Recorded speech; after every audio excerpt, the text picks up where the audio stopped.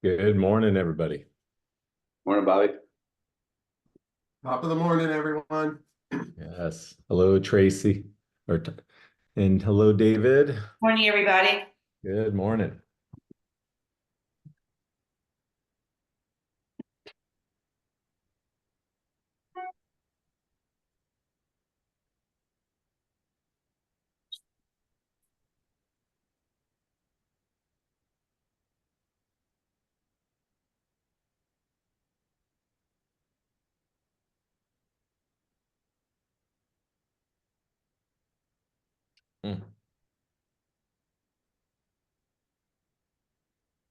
Hey guys, can you please add Ken Kaplan to the group, to the panel?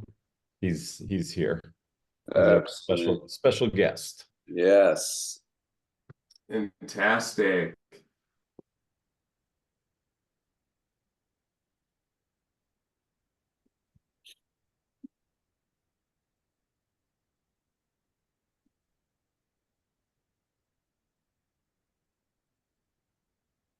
Can you hear me?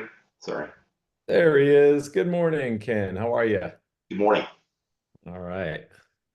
For those of you who don't know Ken Kaplan, he has been an agent for a very long time and a real estate attorney as well, I believe, correct? Not a real estate attorney, no. No. Okay. Expert witness court cases and lecturer at SDSU, UCSD, CAR speaker, NAR speaker, all that good stuff. Good. He's been using the buyer broker agreement for a very long time, signing exclusive buyer broker agreements. And so I figured he'd be a really good person to have on and talk today. So Billy in the house. Oh, what's going on? Welcome, Ken. Hey, Tracy, nice to see you, man. I know. I've been working with buyers with sporadic schedules, and they're on a mission. They got to find a place, and we put in a couple offers yesterday, so I have a Thursday free this morning. So that's a beautiful thing. It's nice to see your face, Craig. There you go. We just had a couple of we had a bunch of the Eagles out this past week. They didn't take any of my stuff, but we had Barkley out, and we had CJ Garner. They had me and him mic'd up, so we were having some fun with that. So we'll see where that video ends up. Oh, awesome. Nice to see everyone.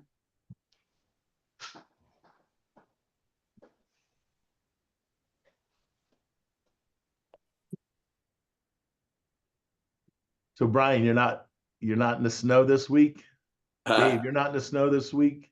I'm headed up there on the Easter Sunday. Actually, we're gonna go up and get our final days in. Our local mountain, Bridger Bowl, closes next Thursday, so we're gonna ski Monday, Tuesday, and then head back. There you go. So we Cameron know just sent a text. He's Park trying to City, get in. Park City announced they extended the season. We've had so much snow again this year, so we're super excited. And man, people are here in town. It is crazy. Super fun. I'm glad you have it all. Yeah. Keep it.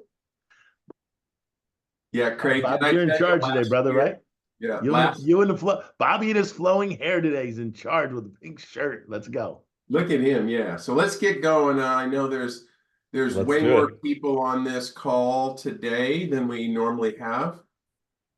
I've invited several people myself because I think this is such an important subject that we're going to talk about today. So let's just get started, Bobby. So go ahead. Let's do it. Why don't we go ahead and start with Ken, since I think he's been doing these buyer broker agreements a long time, and then I think we should go to Brian, because I think, Brian, you've got a lot of good training on this. I will admit I am not one to have used buyer broker agreements in my career. I think I've done it 3 times. I've actually always used the document to my advantage, and I always signed a commitment to excellence to my clients, and I gave that to them, which we're still going to do as an attachment to the buyer broker agreement. But I mean, obviously, with the new ruling, all of us need to kind of change and sharpen the tools a little bit and make sure that we can all get paid. So why don't we go ahead and start with you, Mr. Ken Kaplan? Maybe kind of walk us through some of the things that that you do. And just FYI too, for everybody, Ken has a program or a class that he teaches that you know, all of us can attend separately, that really does a deep dive. I'm sure he's not going to be able to do his entire presentation here today. So for all of you who want to become an expert at the buyer broker, I would highly advise taking his course. So, all right, go ahead, go for it, Ken. Sure. Just brief intro about me. My name is Ken Kaplan. I've been practicing real estate in San Diego for 27 years. Practiced real estate in New York from 85 to 91.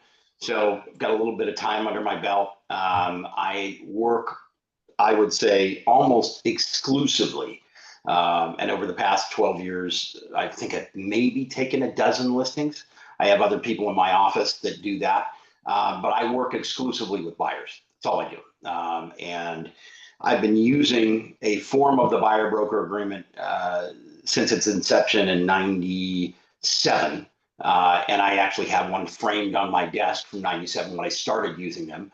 And I started using them because I got tired of the Monday morning call. We all know what that Monday morning call is, which is ring, ring, ring. Hi, my name is Mr. and Mrs. Buyer. Yeah, we were just returning your call. I was returning your call from, you know, Friday because you had called me. Yes, I called you because I wanted to see if any of those properties that you had seen, you know, that I on those listings that I'd forwarded to you, maybe you wanted to see for the weekend, but I hadn't heard from you. And the Monday morning call, as we all know, is, yeah, well, you'll never guess what happened. What happened? Well, I was driving through, and just take anywhere that's got terrible cell phone reception, and we ran into an open house, and we tried to call you, but we just, you know, we couldn't, there was just no service. But the agent there said, gosh, he knew the sellers really well and could get us a great deal. So lo and behold, we wrote an offer last night, and we knew you'd be thrilled for us. We got an accepted offer this morning. Wonderful. And we want to say thank you for every single day and weekend that you've taken consecutively over the past 9 months to show us property. And I mean, seriously, leaving on Thanksgiving evening to come and show us property in the rain was far and beyond one of the biggest things you've ever done. We want to say thank you for your time. So we got you a $50 Starbucks card. Now, thank you very much. And you know what? And here's the insult to injury. We want to make sure you're going to be the first one on the list of that housewarming party. Okay, here's the deal. And we just appreciate what great friends we become. Here's the deal. You want a friend, get a dog. That's not why we're in this business. We are in this business when I work with buyers to make sure that that buyer knows that I'm there to educate, inform, and not make a decision. My job is to make sure that they know about every possibility that's out there, as well as creating opportunities. That is what I do. That's what I've been doing. I've been teaching the buyer broker agreement since 97, and I won't work without it. And I won't show a client a property. I won't do anything without a buyer broker agreement signed.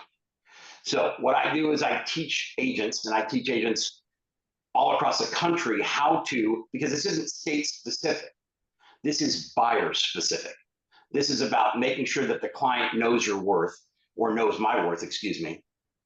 And I make sure that I am prepared to overcome any objection or concern that they may have. And that's what I do. And that's what I've been doing for a long time. Yes, the landscape has changed. Yes, this is a new playground. Well, the nice part is it's my playground. And it's a playground I've been on for 27 years. So this is an amazing, to me anyways, opportunity for people to not get left behind. If you start doing it now, even if you haven't been in practice using it, that's fine. You can start now and be ahead of the curve for July, because the vast majority of agents are not going to embrace this. They're going to fear it. There is nothing to fear with this. This is just learning, understanding, and presenting your value add. That is what this is. So that's what I would tell you. That's what I've learned over the years. And there are 1,000 different objections that buyers will come with. And now you've got other objections that you need to address with compensation. How do you show your worth so a buyer knows that you are going to be worth that, whatever minimum threshold that you've set? How do you make them feel comfortable? How do you make sure that they feel confident in your skills, in your worth? And that's what I teach. You know, that is what I teach, to make sure that my agents that take my class are prepared to walk into a initial consultation, knowing their worth, having the confidence to know, you know what, fine. You don't want to work with me. You don't want to sign a buyer broker agreement. A-okay, that's fine. But do me a favor. Don't hire me, but you better hire somebody who's good.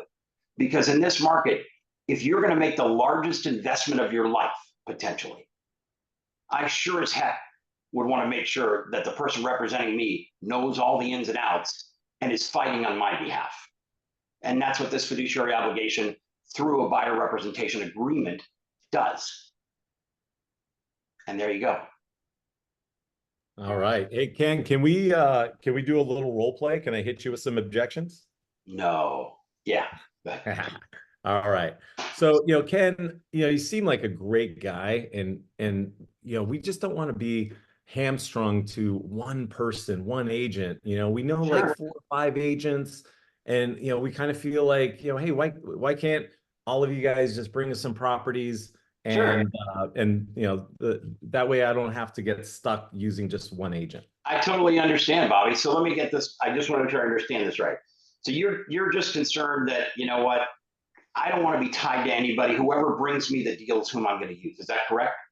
Yes. Yeah. Just to make sure. Fair enough. Let me ask you a question, Bobby. When that right property comes along, who do you think those agents are going to be calling? The buyers who are working with 5 other agents, and the buyers who are working exclusively with them? You won't even know about it. My clients will be in escrow. What else you got? What about the good old, hey, you know what? We're just going to go to the listing agent now because they have the listing. The seller's already paying them. Sure. So we're just going to go to the listing agent. Oh, I absolutely understand. I agree with you. You may as well do that. Let me ask you a couple of questions, though, Bobby. So, and I just want to make sure we all understand this correctly, Bobby. So when you walk into an open house, right, and the listing agent is there, we agree that they've got a fiduciary obligation by law and in the contract to get the seller the highest possible price and best possible terms. Is that correct? I just want to make sure we're all on the same page. Yeah. Perfect. So let me ask you another question. So if an agent says, well, gosh, I've got an agent by law, I've got an obligation by law in the contract to get one side the highest possible price and best possible terms, how then do you play chess from both sides of the board? Well, Ken, I'm sure you're familiar with an escalation clause. Can I just write up an offer with a listing agent with a $5,000 escalation clause? You absolutely can. But then I guess the question that I would have is, if they have that obligation, are they really going to be saying, hey, listen, you should do what's best for you by maybe changing your offer to do this or do that? And the other question is, if an agent's going to actually advise you with internally to try and get you to bid against yourself, how good of an agent is that for you? Wouldn't you want someone on your own behalf who's going to give you the straight scoop and make sure that you are bargaining and negotiating on your own behalf, as opposed to someone who has an obligation to one side? Are they going to be the ones who are telling you, hey, listen, got a question for you. What does this say here on the TDS? Wait, the transfer disclosure statement says that they had a lead. Now, is that agent going to be saying, ask them for further documentation? How do they do that? I don't feel comfortable doing it. And I'll tell you what, if you do, that's fine. Are you aware of the fact that the vast majority of litigation, Mr. and Mrs. Buyer, comes out of non-disclosure issues? Do me a favor. Tell me how that works out for you in 5 years if there are any issues. All right. So Ken, you know what? You got me. I feel like I should be working with you, but now the problem is I just don't have the cash, man. I got like literally 20% down to put down on a house. I don't have 22.5%. So what do I do? Absolutely, 100%. That is why you're hiring an agent like me. You're hiring me so that I can negotiate that compensation, whatever that is that we agree on. And that, guess what? You'll know about whatever that compensation is prior to entering the property. I'm going to give you a list of all of the properties, what compensation is being offered, if any. And then guess what? We are going to, as long as it's permissible by law, attach that buyer broker agreement to the RPA, the residential purchase agreement, so that you can show the seller, hey, listen, we need you to pay this because guess what? This is what my offer is contingent upon. The other thing I'm going to be doing for you is I'm also going to be calling the agents, asking them, by the way, if I can get you, the seller, an offer that is suitable, will your seller pay a compensation? I will negotiate that ahead of time so that you know exactly what you are on the hook for. And if that means we need to bump the price so that we cover whatever that difference is, fine. And the truth is, if they're offering compensation, if it's close to what we've set as a minimum threshold, I'm not going to stand in the way of that. I just want to make sure that, you know, you get the best possible deal and I'm paid, obviously, for my compensation so that you know you've got the best representation out there. And the average, go ahead. The average commission is about, or concession is about 2.5%. Is that correct? 2 to 2.5%. So here's the thing, Bobby. There is no set compensation scale. Okay. There isn't. It is all about what you think someone's worth. But I will tell you this. I have never heard somebody who's having a heart attack say, do me a favor, get me to the cheapest cardiologist you can find. I've never heard that. Possible, but I haven't heard it. My recommendation to you is get the best representation you can find because this is going to be one of the largest investments you're ever going to make. And you want to make sure that you've got someone who's in your court who's willing to say, you know what, don't do it. You should probably walk because here are the pros and cons. And the cons absolutely outweigh the pros in this scenario. All right. I'm convinced, Ken, I think you can help me. So I'm going to offer you a deal here. Sure. I will give you 50% of whatever the concession is at closing. Perfect. I love it. Bobby, I'll tell you what. So I'm assuming you've had that offer from other people. Is that correct? Well, I go on the internet and it looks like a lot of agents are willing to do it for like 1%, 1.5%. I know Redfin's doing it for 1%. So let me ask you a question, Bobby. If they're that bad of a negotiator on their own behalf, how good of a negotiator do you think they are on your behalf? Well, but the government told you guys to reduce your price, though. You guys are charging too much commission. Listen, the government said that commissions are negotiable. Do you want the cheapest cardiologist or do you want the best cardiologist? That's the question I have for you when this is really your life. Because the bottom line is those agents who are saying, you know what? I'll tell you what, I'll give you half my commission. The question is, if you want me to take half the commission or half the compensation or half the fee, I'd be happy to do it. Tell me what you'd like me to leave out of what I do, and then I'll consider cutting my commission. You want me to leave out my expert negotiating skills, my access to contractors and home inspectors?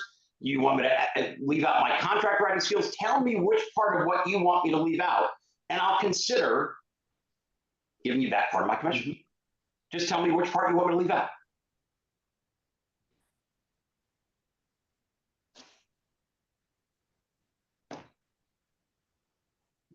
Silence. I don't know if silence is golden or not, but there's silence. You shocked them so much you lost them. You froze them off. That was great stuff, Ken. My pleasure. And that's pretty much just, these are the things that we do in the class. We overcome objections. We make sure that everybody walks out with all of their objections and having those objections covered by a way to overcome those objections. You won't leave without it. And that's really important. Hey, Ken, can you put that link in there? Yeah, there's in the chat, they're asking for a link to your class, the one that Bobby was referring to. Sure. If you go to buyerbrokercontract.com, that's where it is. And let's see, hold on. Okay. And I will just tell you, we did the calculations. I've trained over 40,000 agents. I've trained over 40,000 agents in 27 years. Okay, it's 46, but I said over 40. I will tell you that this has never been more important, that knowing this and making sure that you can address the concerns of your buyers is going to be paramount to survival in this market. Because if you think of how many people are going to run from working with buyers because they're scared, they're going to run to the listing side. Well, guess who's going to do the listings? You guys, the people who are experts at dealing with sellers. And half that business that's going to be there, and we all know the market changes. Can you repost that link? Is going to, it's all going to go to that buyer side. I mean, for me, this is like shooting fish in a barrel. This is very, very easy. And I want to make this easy for other individuals to make sure they can do the same. Because this really isn't about a buyer's objections. It's about the fear of the agent not being able to overcome the objections and not being able to show their worth. You guys already have the worth. You just need to make sure you bring it out. But there's a process of doing that. And the process is starting on the first phone call. And that's critical, you know, because we know the vast majority of litigation comes out of disclosure issues. The critical part is this disclosure. Good. And I will give you a script that I've been using, that I've used, you know, forever, you know, that I tweaked and tweaked and tweaked over years until I got it exactly where I wanted it, where I told the client initially up front what I ask of them, what they expect from me, that it's a commitment in writing, how long of a period of time, and I address those fears and those concerns of buyers up front so that they don't have to have those fears. And then the vast majority of the time, the only objection I get is, well, what happens if we don't find a house in 90 days? Don't worry, we'll sign another buyer broker agreement. It's fine. That's the biggest fear of the clients I work with. And I really don't get any rejections anymore. You know, it was probably 50-50 the first year, and then it's now 95%. And I'm just throwing that out there because everybody signs it, because I've already set it up from the beginning, from the initial conversation, so that they know what to expect before they come in, before I meet them on Zoom, before I show them any properties. So, hey, Ken, are you doing these meetings face to face or Zoom or over the phone? So I'm actually, the out-of-state stuff I'm doing via Zoom, unless people want to have me come in. And I know what I meant is for a buyer, like when you present it to a buyer, do you typically do it in person or on a Zoom? Well, it used to be absolutely in person. Okay. But the truth is now the vast majority of it is on Zoom. Okay. Because as long as you set up the information correctly and you know what to give the buyer in the sense of what expectations to have, what they should, expect from you, what you're expecting from them, it's really an easy one to do. And if anything, it makes it a little easier if you want to. I have a checklist that I use that I used to use in writing in front of me, but I don't do that anymore because I've internalized it. And I know it. It's just second nature. But I have a checklist. I have the script, and I make sure that during those initial consultations that I'm doing on Zoom, that I'm going through everything. You know what I mean? Now it's going to be different. You're going to take things out of that initial consultation based on what that client's previous experience has been. Because if they purchased a home before, they may know some of this. But it's kind of up to the agent to identify, number one, and ask, what are those, experiences that buyers previously had, as well as, what do they know? What do they not know? What has changed if they've been a buyer previously? What's changed in the law? What has changed in the way of representation? What should they expect? What's going on with this lawsuit thing? How does this work? And that's important to know. How does that factor in? I can't give legal advice because I'm not party to the lawsuit, right? And I'm not counsel to the lawsuit. But I've been doing this long enough to know, okay, there are lines I can't cross. There's advice I can't give. And it is absolutely okay to say, you know what, I don't know. But we can say, I don't know in 1,000 different ways. Let me get back to you. Let me double check on this. I want to make sure you got the most recent and up-to-date information. I heard something. I want to make sure that this is correct. And so that is what I would say. These are the things that we teach agents new agents, agents that have been in the business 25 years, doesn't matter. I was teaching agents yesterday, been in the business longer than I have. But the challenge is it's never been mandated the way it's going to be. And if you try and wait until July to get this thing, you know, and start working on it, it's too late. You're behind the curve. You'll be. Let me ask you this: do you keep a percentage of how many sales you get from this? Like, you know, like, are you closing 80%, 90% of your buyer broker agreements as far as getting them into a house? So I would say that, I mean, I keep numbers, but the truth is it's going to differ just depending on what the market is. It's also going to, I mean, it differs year to year depending on what the market is, depending on what the inventory is in that sense, time on market, you know, what's the flexibility on price. All of these things are going to make a difference on what percentage of people buy, because it's not going to be for a lack of me not doing my job. I guess a better question would be, how many times have you been burned over the last 5 years using a buyer broker agreement?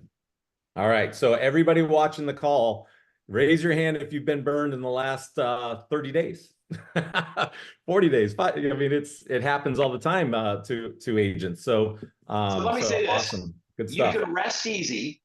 You can sleep at night, and you can go to sleep on Saturday night, Friday night, Sunday night, knowing that your clients are not purchasing without you. Because you may get those buyers who are going out there and going, you know what, we'll call you when we, you know, and that worry, that concern that they're going to run into an open house, they're going to make a sign call, and then that's it. That's over with. You'll sleep much better at night. All right. Yeah. Anybody got any questions for Ken? I wanted to our next panelist. Let me weigh in really quick. I have a question for Ken, but I also want to give him a plug. So I've known Ken for, I don't know, what, 20 years maybe, Ken? 20 plus. And if Ken, so I don't know if you guys mentioned this, Ken works exclusively with buyers.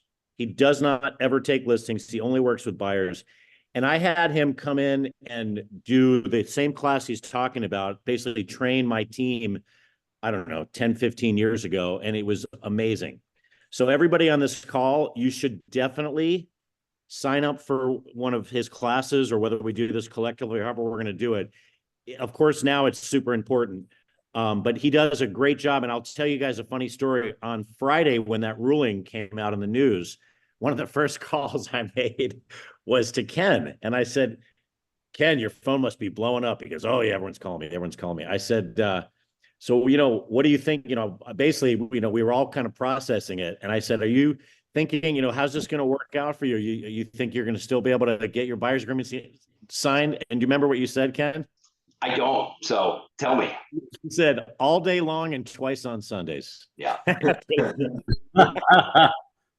So anyway, it's and from Ken's perspective, and I think the more I've been able to process this ruling, I think it's a slam dunk for all of us, and that's the way we all should be looking at it. And my one question for you, Ken, is when you have a buyer presentation that you do, let's say not to a first-time buyer, but to a buyer that's bought and sold multiple homes, but they're a new client of yours. How long is that? Let's say you're doing it over Zoom or in person, either way. Let's say it's over Zoom. How long is that presentation typically? You know, it's going to depend on personality type, because there are, in my eyes, 4 different personality types. There are certain personality types that if you take more than 5 minutes to go through an initial consultation, you're out. Yeah. But there are other clients who are very detail oriented, who they want to make sure that they know every single detail. Those are the same people who come in with a list of wants and needs with a pie or graph chart. And, you know, again, the biggest misconception is that you're interviewing them. You're not. They're interviewing you, because they already know the answers. They just want to make sure that you do. So those people will take probably 25 minutes, an hour, just depends. But I make sure that I go through it just quickly with the ones that I know that personality type will not sustain, a 25-minute presentation. Mm-hmm. Gotcha. And we go through that as well.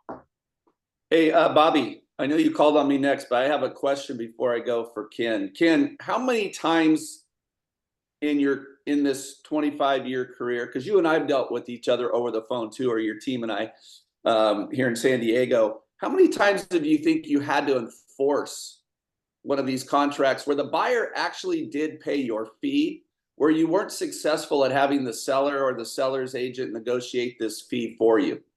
So, okay, I just want to make sure. So how many times have I had to have my clients come out of pocket? Or how many times did my brokerage have to go after something? Either or, give us both, because it's very important for those watching all over the country. See, California went through this lawsuit back in '95 when we introduced this document that you're talking about. See, we were already dealing with some bad apples like they were dealing with in Missouri, who were forcing 6% on sellers who were unaware they could negotiate. California lost this a long time ago with sellers who wanted to negotiate commissions. It's very big and bold, as you all know, in our contracts here. So it's interesting to see your side, because we've got a lot of strong listing agents on here. We can flip this conversation to the listing agents on how you're now going to encourage your seller to actually do a CBB or not, and how to handle that on the listing agreement that we have in California. So how many times do you think you've had to enforce it, or your broker's gone after it? So I was with one of the bigger, larger brokerages in the country for 18 years. And I can tell you that the brokerage themselves went after, I don't know, I was pretty tight with counsel. So, probably a half a dozen times they actually went after a buyer who breached the contract.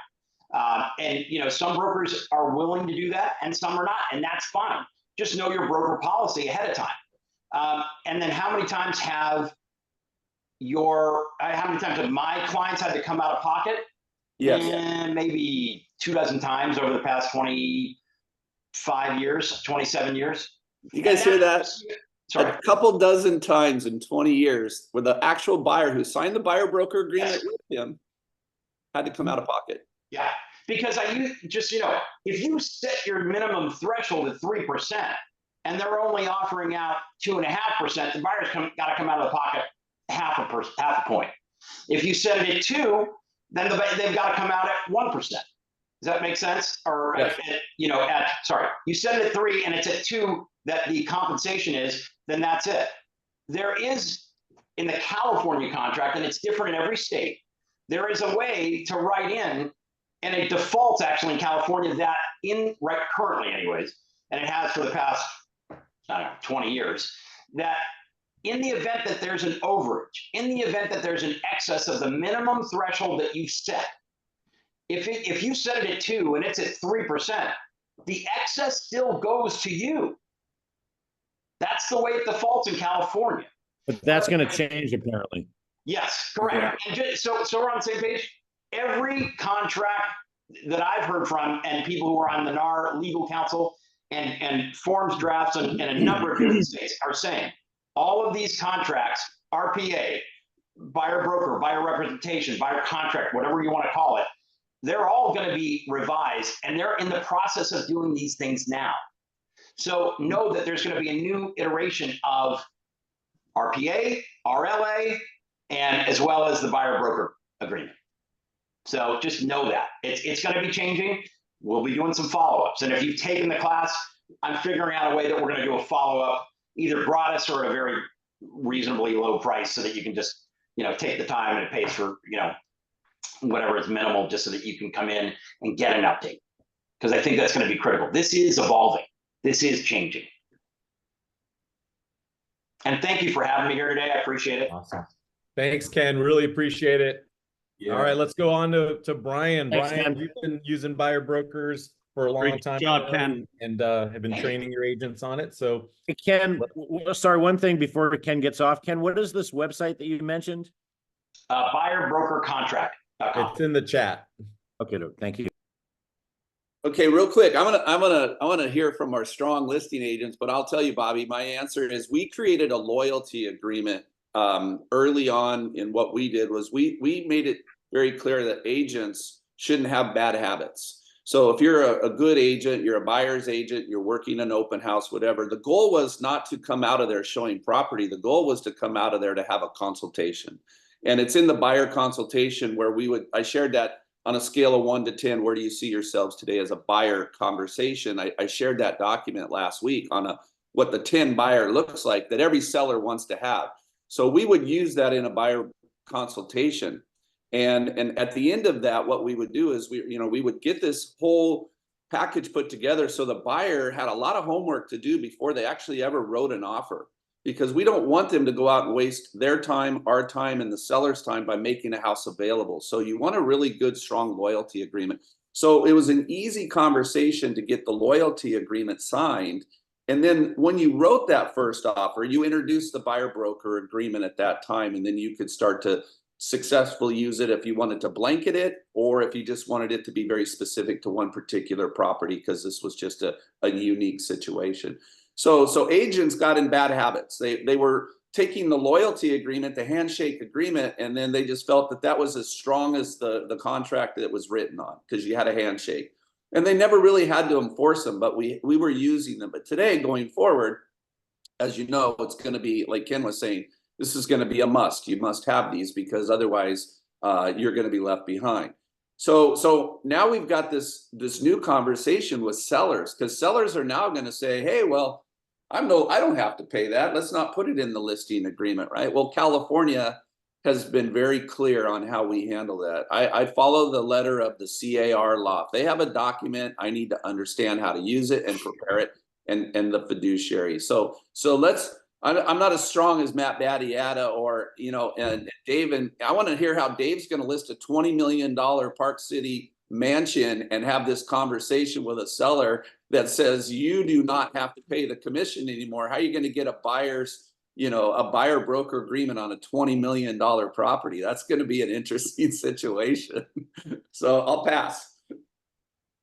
All right. Thank you, Brian. Let's go to Mr. David Lawson, the $20 million man. Let's go.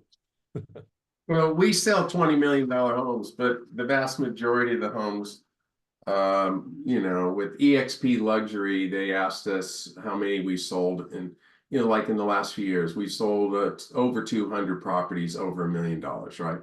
So I'm not worried about the $20 million one. I'm looking at the regular people out there. I think, okay, so do we all agree when we go on a listing appointment, we're negotiating our commissions right up front? Say yes, right? Nothing is going to change. We're still going to do the same thing. So and by the way, our team, we've been teaching and working on the buyer broker agreement now for really a couple of months, even before this happened. We're going to have some new ideas, scripts, dialogues that we're going to come out with. But at the end of the day, there's a couple things that we all have to understand. And who got a little sweaty and freaked out 2 Fridays ago when this came out, right? Because I did, and then I started thinking about it, and then over the weekend I go, this is the best thing that is going to ever happen to our industry. And the reason why is it's the mindset that we have, right? We can't be what is going to happen here? What happened in 2008, 9, 10 in our market? We lost half the agents. Who wants to have half of our competition go away right away? Who wants hobbyists to go away? Part-time agents, people that are not professionals in their business. We want those to get rid of them. There's going to be the people that are, I say as a professional real estate agent, I study homes and prices every day, right? That's a professional versus somebody that is an amateur or worse, a hobbyist, right? So the thing is, I want everybody to take away, first of all, this. If you're going to be in real estate, and if you have the mindset that you're going to win, you're going to win with this. This is going to take out a lot of people. So is it going to take people out, or is it going to take you to the next level? So that's one of the things. So, but you asked me a specific question. When I'm going to go on a listing agreement, I'm just going to go in. And by the way, just like Ken, in Utah, we have been using buyer agency agreements forever and ever and ever. I love what our state broker at eXp is working on with Forms Committee. They've already came out with 4 changes. When a client signs a buyer agency in Utah, one of the things that they're signing right now is you're giving up your right to a class action lawsuit. I'm hoping that we can get that with, I was on a call or a webinar with Kevin Sears, the NAR president, and I want to talk to him about seeing if we can maybe get that in with everybody, right? But so as I'm, you know, I go in and I tell people you want to negotiate your listing, great. That'll be one of the things first things we talk about when I meet you at 4.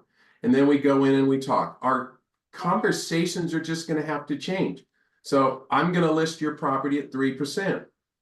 And you're going to choose how much you want to live, you know, if you want to give any kind of sales commissions. By the way, you cannot get rid of, you know, delete your vocabulary. You're not going to be talking about buyer agency commissions or any of that, because that's all going to be prohibited. But, you know, are you going to want to give any kind of a concession to the buyer? And I can tell you, you know what's going to happen? People are going to say, hey, Dave, I want to see, you know, I'm Joe Agent. I want to see 123 Main Street tomorrow at 4 o'clock. And by the way, is your seller offering any kind of concession? That's going to be, those are going to be the questions that everybody's going to ask us going forward, right? No, they don't offer any. And then, or they're going to offer some low number. Now, in Park City, I feel that we're a little bit blessed being in this market because nobody has to buy anything here. But nevertheless, I know one thing. We are all going to need to up our skills. I've been saying since, you know, in COVID, you didn't have to have a skills-based business. But now in the last 2 years, believe me, you have to be way better at your skills. And this group, we're going to help all of you and everybody on this call. We're all going to collectively help you with that. And the other thing I wanted to bring up, anybody know how commercial real estate has worked forever? Yeah, there's no buyer agency commissions. There never has been. And guess what? You want to know the good and the bad about commercial? Number one, every deal is, your commission is negotiated. You know what else? There's not very many commercial agents. You know what? The people that are good at it dominate the business and almost everybody else fails. We're in a business that's just like that right now.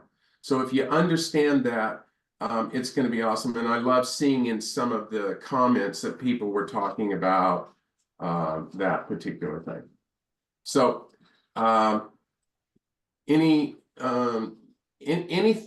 anybody that's in this business, we're going to need to pivot. And we're going to pivot. And I wanted to get this quote, but my sales manager found the quote. But basically it says, the people aren't going to get hurt, or the illiteracy aren't going to be hurt by the people that don't know how to read or write. They're the people that don't know how to learn, unlearn, and relearn, right? So, you know, so Ken, Craig, Pete, Matt, you know, a bunch of us, Brian, we've done this a long time, right? We've learned things. Now we have to know that we have to unlearn some things, and we're going to moving forward. We're going to have to relearn them. And I can't be more excited about having these 12 or 15 people on board to help me and all of the people in our organizations to help. So I'll end it with that unless anybody has another question. I got a question for you, Dave. Do you mind if I hit you with a couple of objections? Sure. All right. So let me get this straight, Dave. You're wanting to charge me 3% to list my house. Is that right? Yes. Okay. So the seller side is going to be 6%. Actually, or actually just 6%. You're cutting it in half and then you're taking yours. So you're not actually reducing your commission at all. I thought realtors were supposed to be doing that. What's going on, Dave? Sorry, I like hitting people with tough objections. Yeah. Well, the thing is, okay, so you've seen everything I'm doing. You see what I'm going to do for you and where I'm going to advertise on the Wall Street Journal and Robb Report. And you're going to see that I'm going to put your home on TV. You see that we're going to do this, that, and the other thing, right? And actually what I do is I say commissions are completely negotiable. And I have a Premier, I have Premier that gives you this much, Premier Plus gives you this much, and Elite gives you all that. So Bobby, I really want to work with you. I feel you really want to work with me. Tell me, if their money was not an issue at all, do you want me to do these things, or all these things, Elite? Which would be if money was not an option? Well, of course, I would like to get all of these things, but do we really need all of these things? Because, I mean, most people just use their phone to find properties. So why does it have to be on TV? Why does it have to be on all this other stuff? Maybe we don't need that. You know, would you consider doing it for 1.5 or 2%? Well, then let's talk about that when I meet at 4, and I'm going to show you everything that I do, and then we're going to discuss that. Now, first of all, if you're on the phone, never, ever negotiate commissions. The time to do it is after they've seen your worth.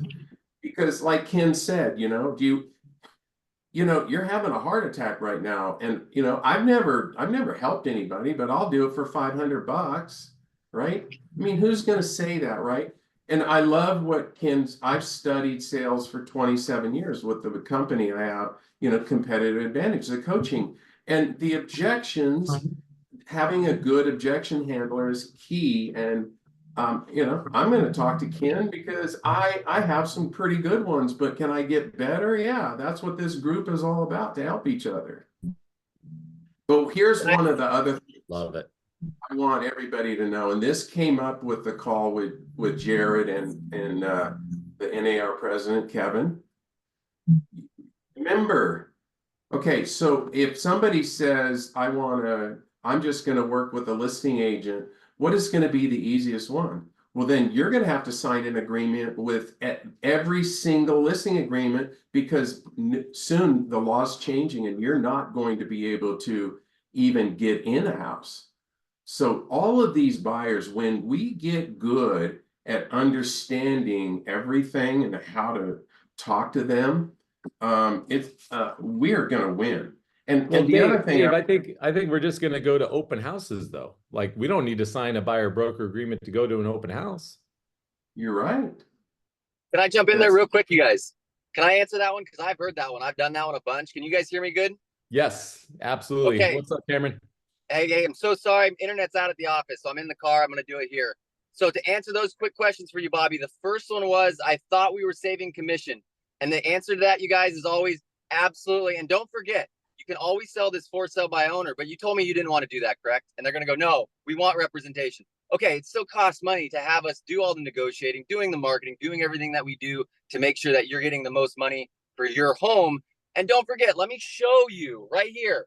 And this is what I do, you guys, is I have previously sold homes that were at 3% co-broke, 1% co-broke, $500 co-broke. Now, we select those homes, so you get to pick the ones you want to show them, but you're going to show them the ones that offered 1%, that sat on there for 160 days. The ones at 3%, 28 days, right? The ones at $400 flat fee, those things sat on there 600 days. Which one do you want to be, right? And you got to let them choose, because you're never going to convince them to pay us more, but you can show them the data. You can show them the analytics, and they will then go, oh, okay, I see that it's worth more for me to pay more, a little more. And that is how I'm going to sell it quicker for more money, based on the data, based on the analytics. That's the only way I've been able to do that one. Bobby, go ahead.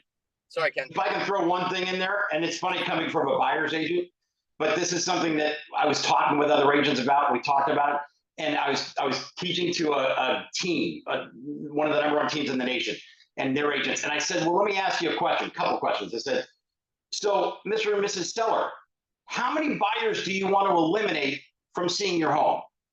Because if a buyer has an obligation to compensate the buyer's agent, do you think they're going to know that? And do you think they're going to take that into consideration when viewing properties?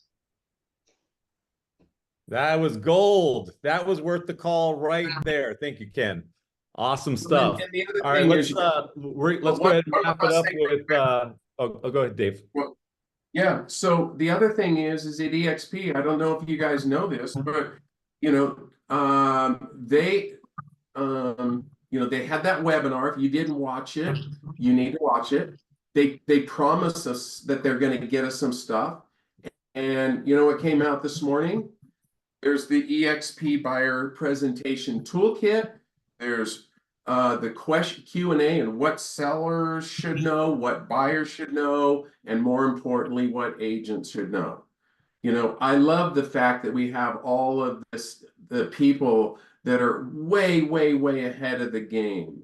So if you're at EXP, then you need to be looking at that. If you're not, whoever invited you on this call, talk to that agent. They'll get you the information. But this is going to be a game changer.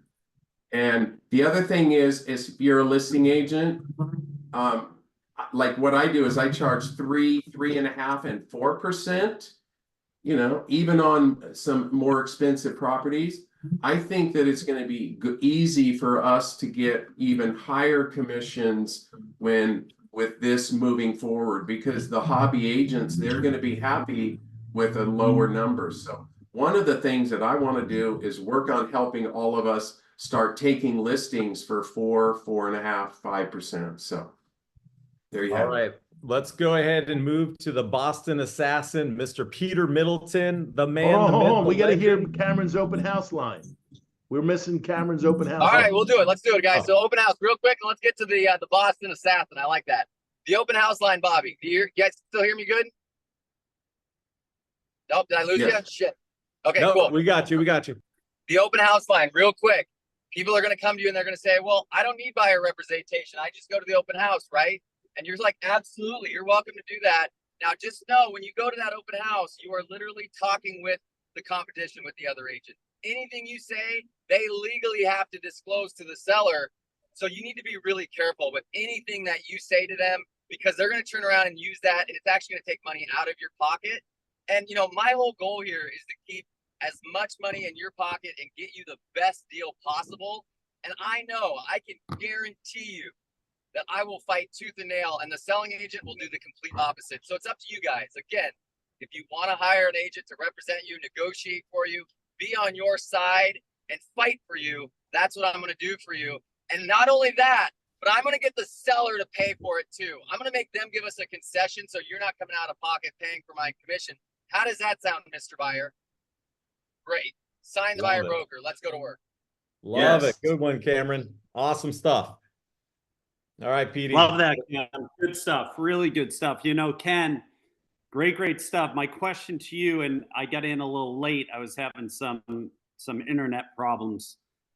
Are you charging buyers a retainer fee up front?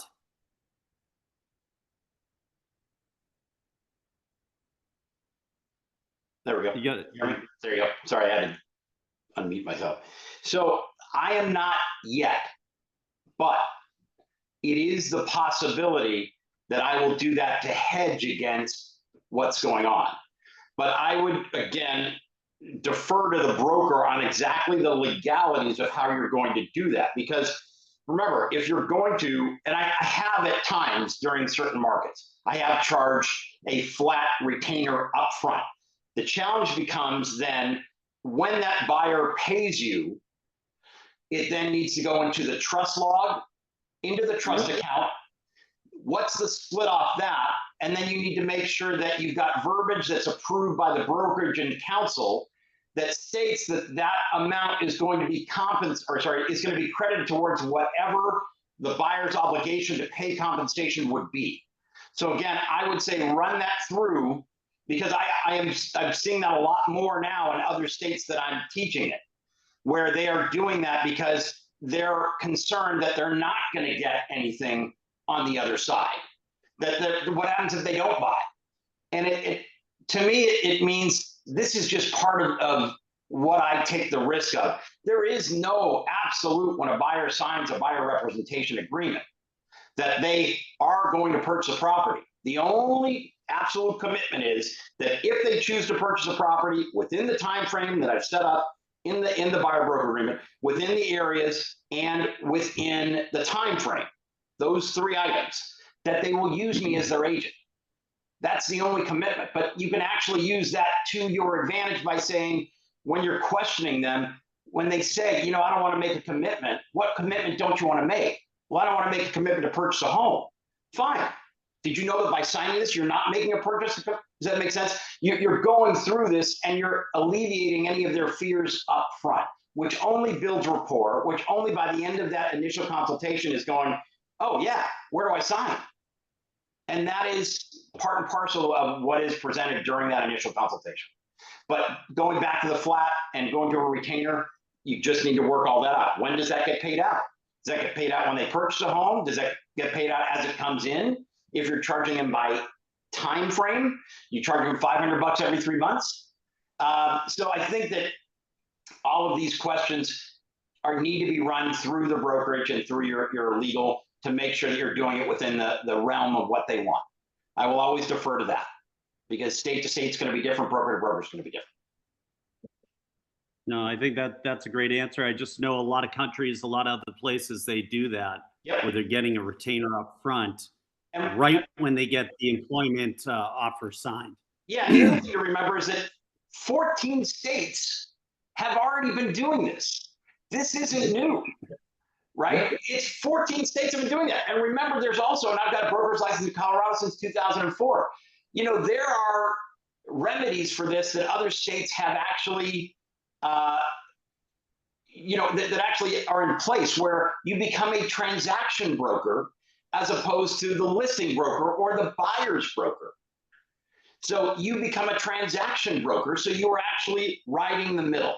Does that make sense? Where you can do that. Every state is going to be different. So know the rules, know the laws, and then be up to date with what is permissible per your brokerage and legal.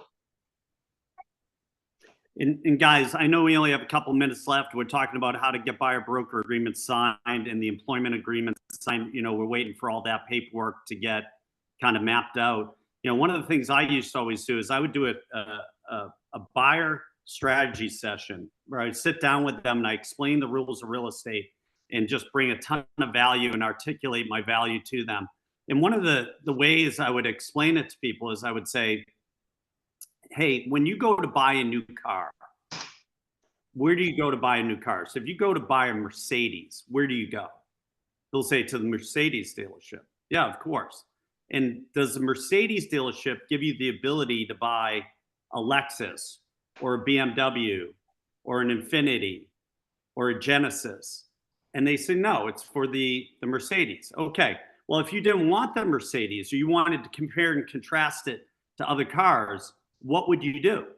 Oh, well, I'd have to go to the BMW dealership. Okay, so the BMW dealership, they sell Lexus, Infiniti, Genesis, and Mercedes? No, they sell BMWs. And if you didn't like the BMWs, then you would have to go to where? You'd have to go to the Lexus dealership. And I'd say, what I do is I go to all the dealerships and I can find you the best car for the money without you going on any of their lots. Because if you go on their lot, they're going to try to take the Mercedes and ram it down your throat and make you buy it because they know that if you leave that lot, you may never come back. That's their one chance to get you to buy something. So that's how I always explain going directly to the listing agent or having a buyer representative that represents your interests, because I'm able to go out there and shop and find through relationships all the best cars that are out there for the money that are going to fit your needs. And I'll tell you the pros and cons to all of that. That's how I explain the buyer broker agreement. It's a very simple way, you guys, because nobody likes that experience. And they know that if they're going somewhere and they sit in the new car, that they're going to start pounding them to buy that car, where you can try all the cars and I'm going to get you the one that you want for the best price. And I'm going to tell you the pros and cons of it. So that's really a simple way to explain the buyer broker agreement. And that's what we've been doing for years to get that signed right off the bat. Do a buyer strategy session, explain the rules of real estate, explain agency, explain the employment agreement, explain the buyer broker agreement in those terms. So I know we're at time. That was awesome, Ken. Great job. Great job, everyone. Yeah, Dave, great good job, everyone. Thank you all for coming today. Good good information, and I'm sure we'll be talking a lot about this in the coming weeks and months. I would definitely encourage everybody to do Ken's class and role play. You got to, this is so much. a profession that everyone needs to role play this over and over and over again, just like if you were an athlete. Athletes practice 40 hours a week to play 1 hour on Sundays, a football player, so, we sit here, we don't practice, and we don't really learn what's going to make us the most amount of money in the least amount of time with the least amount of headaches, which, I certainly don't want buyers walking on me every chance they get because they walk in an open house. So this is going to stop all of that, and encourage you all to come again next week, and we'll see you guys soon. Thanks, Ken. Guys, thanks, Thank you very Ken. much for the invitation, everybody. Appreciate it. Thank you.